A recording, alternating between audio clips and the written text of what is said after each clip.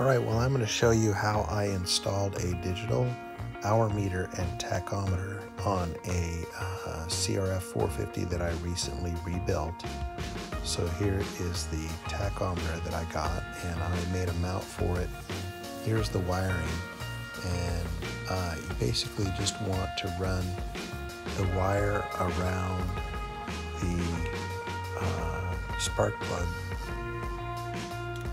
holder connector coming out of the coil, and you want to run about 3 or 4 wraps at least around that. I ran more wraps around that. You get a more accurate reading the more wraps you run, and then you'll want to wrap that in tape, okay, and then install that down into the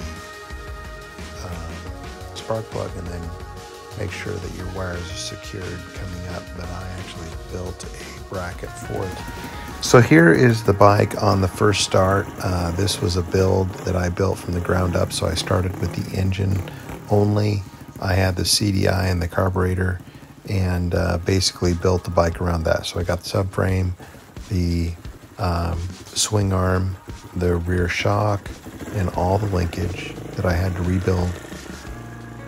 Basically I rebuilt everything, including the rear suspension, the front suspension, purchased the triple clamps, frame, and forks off of eBay. I built the wheels myself, brand new tires, wheels and tires, and spokes.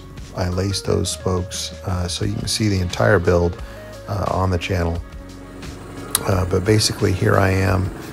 You can see I'm just setting the fuel screw here with a really high idle, and you can see the tachometer is working very accurately. I have, I have the fuel or the idle set really high, trying to set that fuel screw.